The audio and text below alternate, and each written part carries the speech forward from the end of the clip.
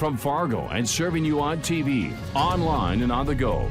This is Valley News Live at 10. Changes are coming within Cass County Social Services, starting with a new director taking charge in less than a month. Complaints of mistreatment and hostile work environments have fueled turnover at the top. Valley News Team's Katie Opperly explains what comes next. After joining Cass County Social Services in 2008, Executive Director Chip Ammerman has been removed from his position. This change comes after an investigation reported high turnover, heavy caseload, and unhappiness among employees. A former employee says this is a big step for both the community and current employees. Well, I think this is great that some steps have been taken to acknowledge what's going on there and that it's a very important part of our community and that they need to make some changes to make it a more positive experience for everybody that walks in that door. Asleson said she left Cass County because of these same issues that surfaced in the investigation. To me, the broader issue that we're having to deal with is the organization structure as it stands and how people communicate between bosses, supervisors, whoever you want to say, line level staff. That's the issue. The fate of 2 employees specifically mentioned in the investigation for creating a hostile work environment hang in the balance. Family Services Manager Linda Dorf and the CPS Unit Supervisor Rick Van Camp. I would be in favor of directing or asking the new executive director or the director to review these and implement what she believes is necessary. The actions include being fired, suspended, or reassigned. The full Cass County Commission is expected to decide in mid-March. In Fargo, Katie Opperly, Valley News Live. Pearl Ferguson has been selected to take over as director of Cass County Social Services. We tried talking to her today, but she was unavailable. Students living at a building near NDSU are upset over their cars being towed. The Bridges apartment building is managed by the company Profit Limited Partnership. Their parking lot has piles of snow blocking off several parking spaces. A parent of a student who lives there told us if you park improperly, the landlord will tow your car and it will cost you $200 to get it back. There are also parking restrictions on the streets surrounding the building. And then when you take the last spot available in the whole parking lot and there happens to be a yellow line in that spot, what are you supposed to do? Profit Limited Partnership declined to go on camera and would only say that they enforce parking policies. There's no word yet on when they plan to clear the snow from the parking spaces. Still no sign of an 18-year-old who police say is armed and dangerous. Authorities in Bemidji say Antonio Parkhurst is the man responsible for shooting 2 people last night in the 1100 block of Minnesota Avenue Northwest. A 20-year-old male was dead at the scene. There's word that a wounded 17-year-old male victim is expected to make a full recovery. Parkhurst is described as a Native American male with short black hair, brown eyes, and a slender build. He was last seen wearing a red sweatshirt. If you have any information, call police. West Fargo police are asking for your help finding these people of interest in an ongoing investigation. They're on your screen right now. If you have any information about them, call police.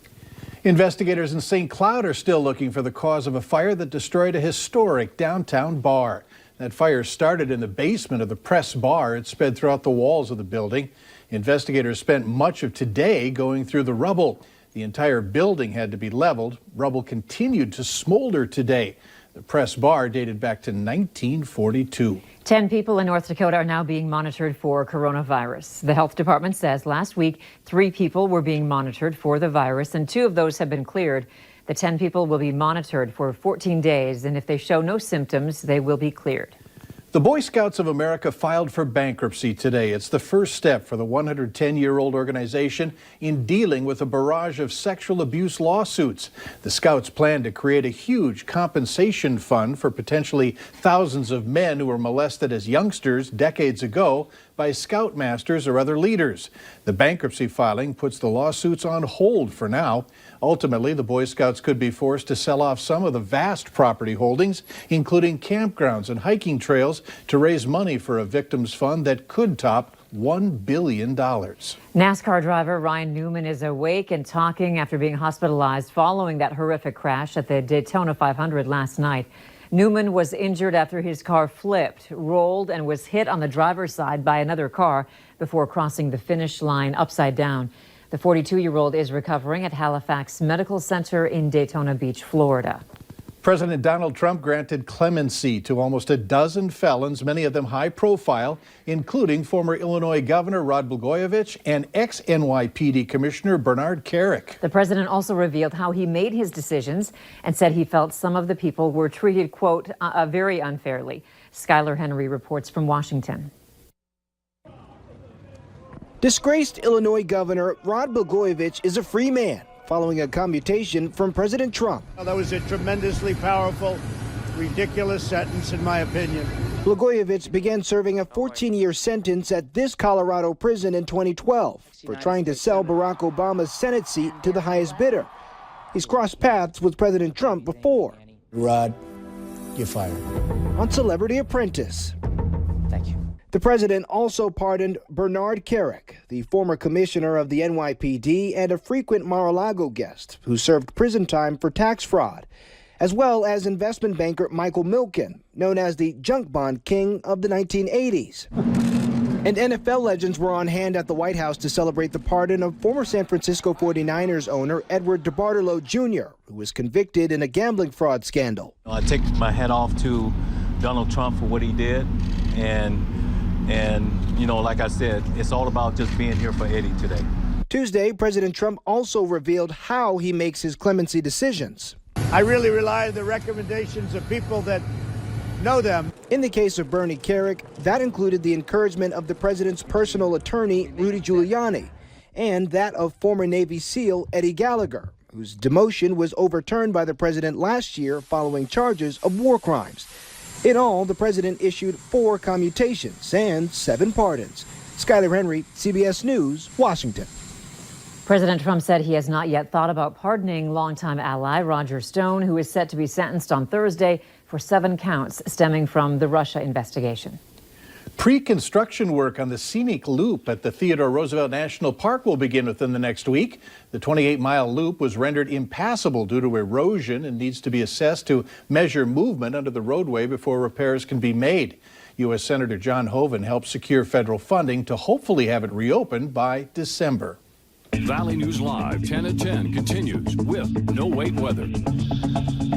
All right, it's been a cool and very windy day, and temperatures are on their way down. We are well below zero now, 6 below, feels like 21 below, and that wind is under 10 miles per hour from the west. The coldest of the year up in the north as projected earlier this evening. Thief River Falls, you're at 9 below, 10 below in Grand Forks, and 5 below in Devil's Lake. And we also have 5 to 10 below out in northwest Minnesota. Factor in those winds, and wind chills are between 20 and 30 below already. That is why we have the wind chill advisory for most of our viewing area overnight and until about 10 o'clock in the morning tomorrow. Clearing skies and wind that's tapering off as well, leading to the plummeting of our temperatures. Now, as we go through the overnight, they'll continue to plummet. And our forecast model here, I think, not showing as cold as it could be for a few isolated areas, I think will reach the 20s below. In northeast parts of North Dakota, we'll see a few, as well as in northwest Minnesota.